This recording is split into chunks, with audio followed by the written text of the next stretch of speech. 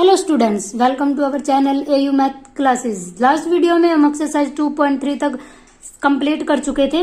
First और second chapter हमने complete कर लिया। नेक्स्ट हम करेंगे थर्ड चैप्टर। अगर पहले वो वीडियो नहीं देखी है तो एक बार वो जाके जरूर देख लेना, उसका लिंक डिस्क्रिप्शन में मिल जाएगा, क्योंकि जब तक वो नहीं समझ आएगा तो आगे करने का कोई फायदा नहीं है। तो फर्स्ट और सेकंड चैप्टर आप अच्छे से देख लेना, वहां पे बेसिक एग्जाम्पल एक्सरसाइज सब कुछ करवाया हुआ है। नेक्स्ट हमारे पास है ट्रिग्नोमेट्रिक फंक्शन। देखो ट्रिग्नोमेट्रिक जैसा कि इसका नाम है ट्रिग्नोमेट्रिक, तो दो नंबर है हमारे पास, तो 2 से मिलकर बना है किस किस से, ट्रिग्नो प्लस मेट्रिक। ठीक है, तो देखो इसका क्या मतलब हुआ, जैसे कि इसके नेम से ही क्लियर है। ट्रिग्नोमेट्रिक, ट्रिग्नो मतलब ट्रायंगल और मेट्रिक मतलब मेजरमेंट। क्या मतलब हुआ इसका, मतलब ट्रिग्नोमेट्रिक का मतलब क्या, ट्रायंगल मेजरमेंट, मतलब हम ट्रायंगल के बारे में पढ़ेंगे, ट्रायंगल के मेजरमेंट के बारे में। या मतलब मेजर मतलब खेलेंगे ट्रायंगल से। खेलने का मतलब कि दो ट्रायंगल की साइड दे दिया, एंगल दे दिया, उनके बीच में क्या रिलेशन है, इसके टाइप पे। जैसा कि इसके नेम से, तभी इसका नाम है ट्रिग्नोमेट्रिक, यानी कि ट्रायंगल का मेजरमेंट करेंगे। ठीक है, तो देखो हमारे पास ट्रायंगल में हम पढ़ते हैं एंगल। सबसे फर्स्ट आता है हमारे पास एंगल। एंगल क्या होता है, देखो एंगल क्या है। एंगल जैसे कि इसके नेम से ही पता है कि एंगल बनाए, एक कोण बनाए, तो देखो एक इनिशियल लाइन है हमारे पास, अगर उसके ऊपर देखो एंगल क्या होता है, एक लाइन है, अगर इसकी रोटेशनल ऐसे कर दी जाए, एंगल का एक मेजरमेंट ही होती है किसकी, रोटेशन ऑफ रे क्या है, ये क्या है इनिशियल साइड। ठीक है, और ये क्या है, जहां तक दूसरी लेते हैं वो क्या है, टर्मिनल साइड। ठीक है, ये क्या है, इनिशियल साइड ये है, टर्मिनल साइड यहां से यहां तक ये क्या है, वर्टेक्स। ये क्या होगा इसका, वर्टेक्स। ठीक है, यानी कि एंगल क्या है, एक मेजरमेंट है ऑफ ए गिवन रे अबाउट इट्स इनिशियल लाइन, यानी कि इनिशियल लाइन से स्टार्ट होकर यहाँ पे जाएगा कौन सी एंगल, ऐसे। ये कौन सी रोटेशन होती है, एंटी क्लॉकवाइज, यानी कि क्लॉक कैसे चलती है, ऐसे। क्लॉक तो ऐसे चलती है इस टाइप से, लेकिन ये क्या है, अगर ये ऐसे बन जाए तो एंटी क्लॉकवाइज, मतलब जो क्लॉक है उसके अपोजिट साइड में, यानी कि एंटी मतलब अपोजिट साइड में। ठीक है, यानी कि जो अपोजिट साइड में इनिशियल लाइन से यहां तक जो एंगल बढ़ाएगा, ये टर्मिनल, ये क्या कहलाएगा हमारे पास, एंगल।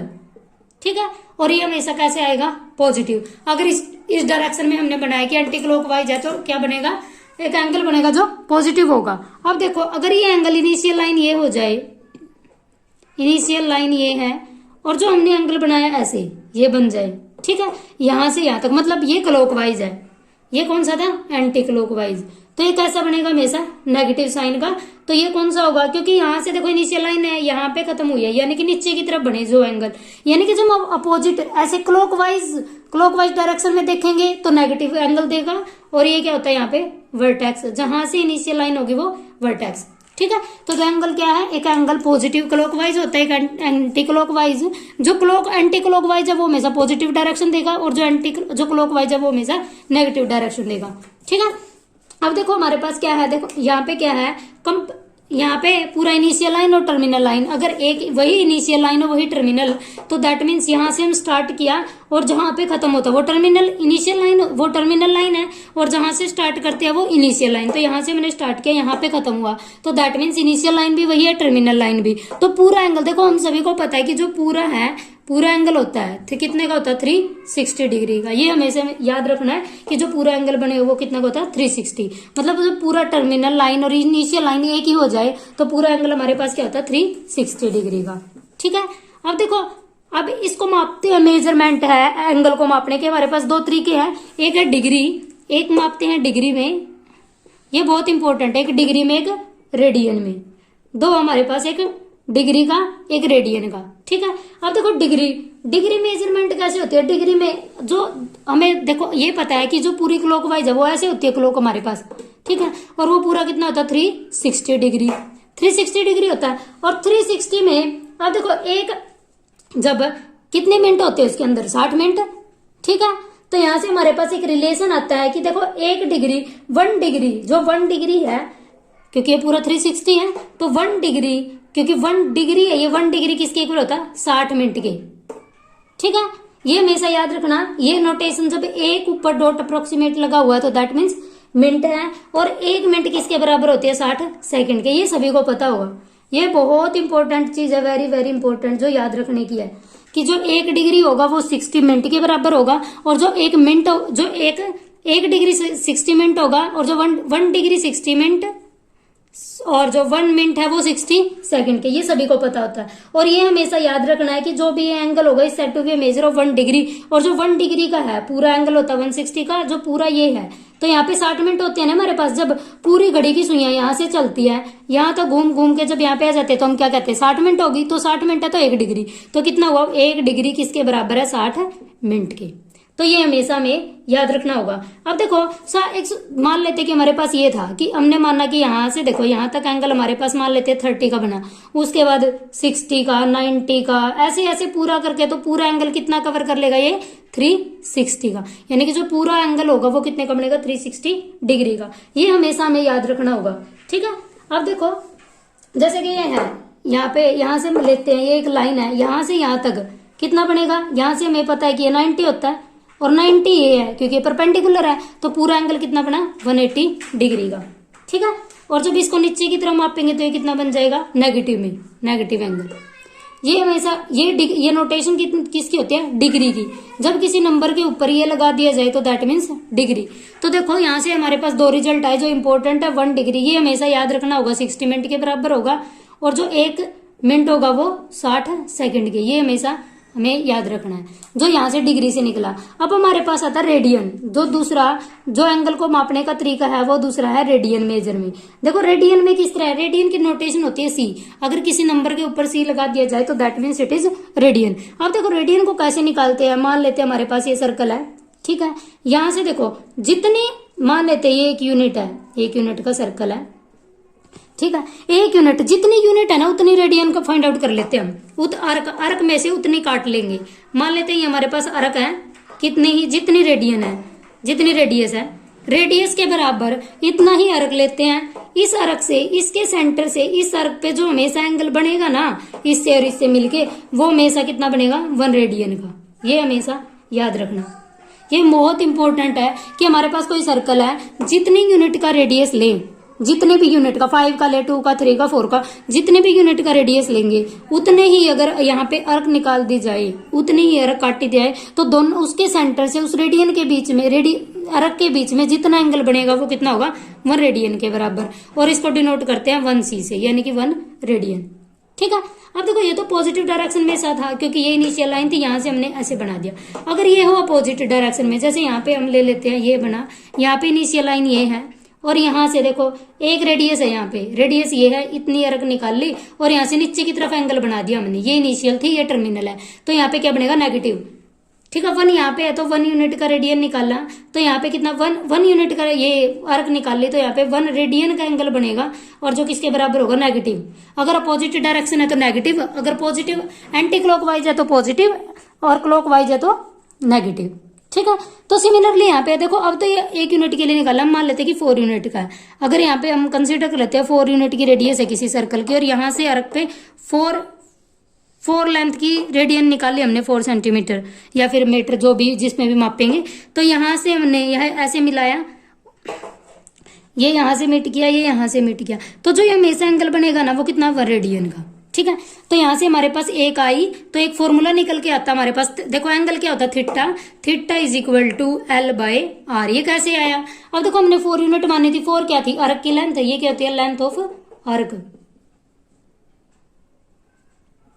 अर्क की जो लेंथ होती है, R क्या होता है, रेडियस, और ये क्या होता है, एंगल, ठीक है। जैसे हमारे पास एंगल 1 आया था और हमने लेंथ की अर्क मानी थी 4, रेडियस भी 4, तो 4/4 1। तो यहाँ से हमें क्या पता चला कि जो ये एंगल निकल के आएगा वो हमेशा रेडियन में होगा इस फॉर्मूले से।